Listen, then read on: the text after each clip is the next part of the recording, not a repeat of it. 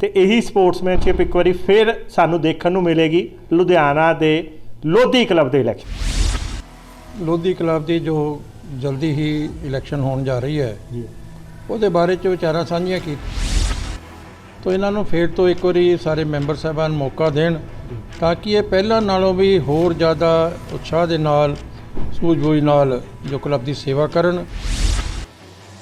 ਕਿ ਜਿਹੜਾ ਮੇਅਰ ਸਾਹਿਬ ਨੇ ਆਸ਼ੀਰਵਾਦ ਦਿੱਤਾ ਹੈ ਉਹ ਕਿਹੜੇ कैंडीडेट लिए है, होर पता लगे आप कंपीटीटर ਨੂੰ वोट पाए।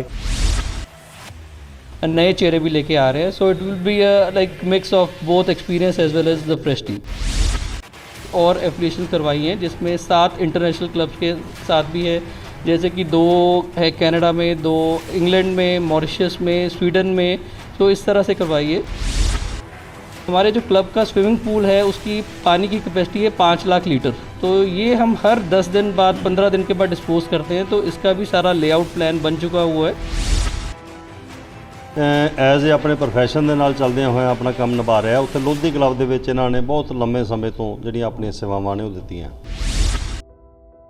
जन हितैषी देख रहे दर्शकों का स्वागत है जन जन की बात जन हितैषी के साथ। दोस्तों मैं संदीप शर्मा एक बार फिर तुहाडे नाल रूबरू हो रहा है तो मामला हैगा क्लब के इलैक्शन का। जी हाँ, जिद्दां कि तुसीं देखदे हो लुधियाना एक इहो जिहा शहर है जिथे परिवारक माहौल दे विच क्लबां दे इलैक्शन हुंदे। क्लब जिहड़ा कि एक परिवार की तरह एक सभ्याचार लई या होर चीज़ां दी एक्टिविटी लई इत्थे दे लोकां दा एक शौक हैगा और इत्थे बड़े अलग अलग क्लब हैगे जिन्हां दे विच इदां दे परिवारक माहौल च इलैक्शन हुंदे है और लोग इहनूं बड़ा इंजॉय करते हैं।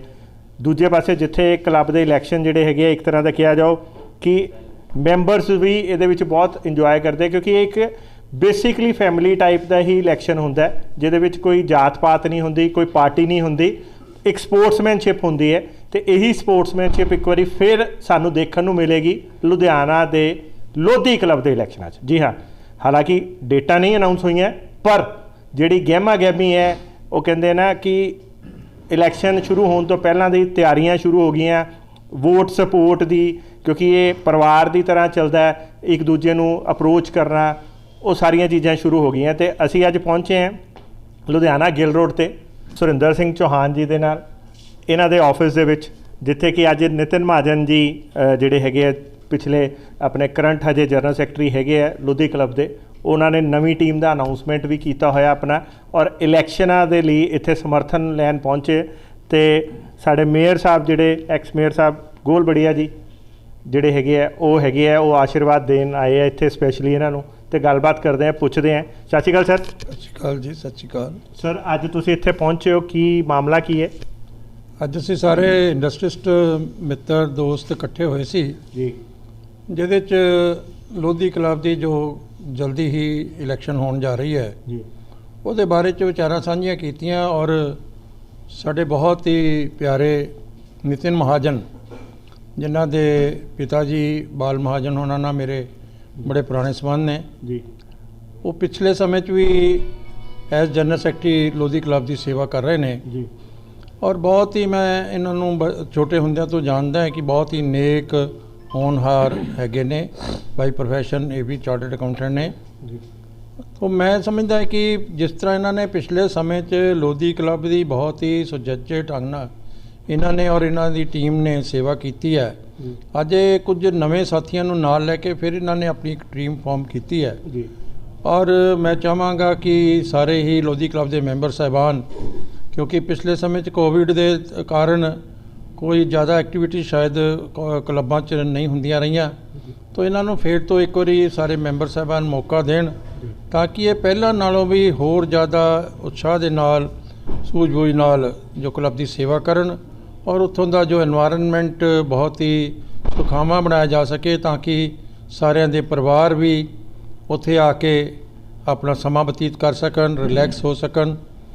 तो ये तां ही हो सकेगा जे सारे ही मैंबर साहबान इन्हों अपनी वोट जो है दे के इन्हों होने वाली इलैक्शनों के विच सेवा करने का मौका देन। तो मेरी जिहड़ियां शुभ इच्छावां इन्हां दे नाल ने और परमात्मा के चरणों च भी अरदास है कि नितिन महाजन और इन्हां दी सारी टीम नूं सेवा करने का मौका मिले, इन्हां नूं आशीर्वाद मिले ताकि ये एक अच्छे ਜਿਹੜੇ ਮਾਹੌਲ ਹੈ ਉਹ ਕਲੱਬ ਦੇ ਵਿੱਚ ਬਣਾ ਸਕਣ। Thank you. ਤੇ ਦੋਸਤੋ ਗੱਲਬਾਤ ਕਰਦੇ ਹਾਂ ਇੱਕ ਵਾਰੀ ਨਿਤਿਨ ਮਹਾਜਨ ਜੀ ਨਾਲ ਖੜੇ, ਇਹਨਾਂ ਨੂੰ ਵੀ ਪੁੱਛ ਲੈਂਦੇ ਹਾਂ ਕਿ ਆਖਿਰ ਟੀਮ 'ਚ ਕੌਣ-ਕੌਣ ਕਿਸ ਪੋਸਟ ਤੇ ਖੜਾ ਹੈ, ਤਾਂ ਕਿ ਕਲੀਅਰ ਹੋ ਜਾਏ ਕਿ ਜਿਹੜਾ ਮੇਅਰ ਸਾਹਿਬ ਨੇ ਆਸ਼ੀਰਵਾਦ ਦਿੱਤਾ ਹੈ ਉਹ ਕਿਹੜੇ कैंडिडेट लिए है, होर पता लगे आप कंपीटीटर ਨੂੰ वोट पाए।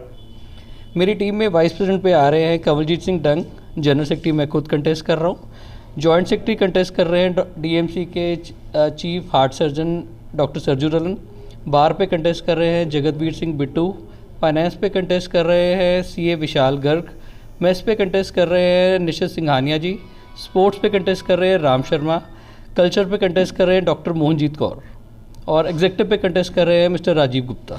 तो ये मेरी मिक्स टीम है, इसमें हम लोग पुराने जो ऑलरेडी क्लब में किसी ना किसी सीट पर रह चुके हुए हैं, एक्सपीरियंस वो भी है और साथ में एक नए चेहरे भी लेके आ रहे हैं। So it will be like mix of both experience as well as the fresh team.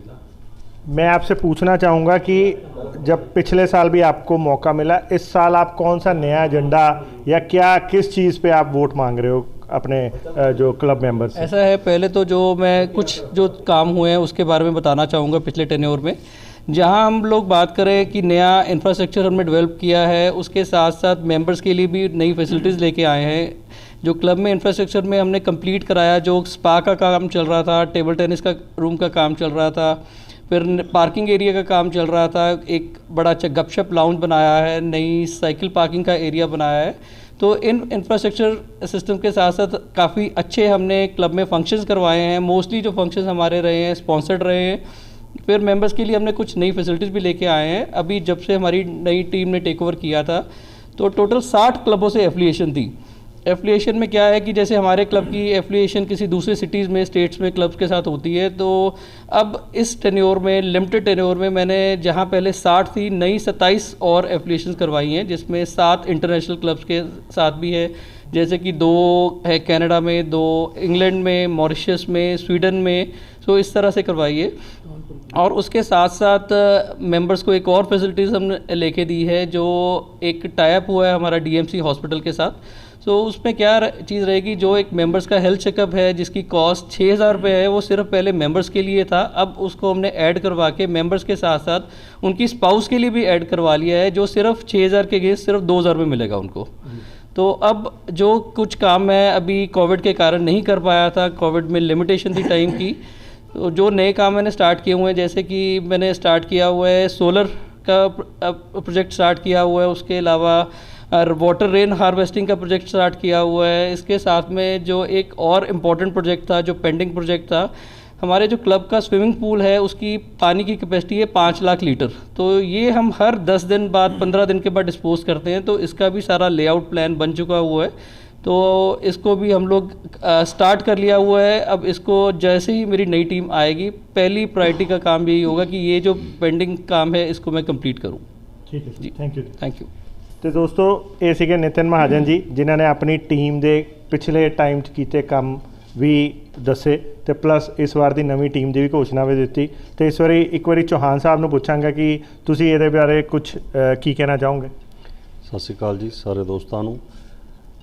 मैं सिर्फ यही गल करांगा कि साडा जिहड़ा दोस्त है ये जिथे एज ए अपने प्रोफैशन के नाल चलदे होए अपना काम निभा रहा, उत्थे लोधी क्लब दे विच इन्हां ने बहुत लंबे समय तो जिहड़ियां अपनी सेवावां ने वो दित्तियां। सो उहनूं देखदे होए इन्हां दे नाल साडा वीर जगतवीर सिंह बिट्टू जिहड़े साडी सैकंड इंडस्ट्री नूं बिलोंग करदे सन, उन्हां दियां भी इस क्लब नाल भी सेवावां रहीआं ने और सैकंड इंडस्ट्री नाल भी रहीआं ने।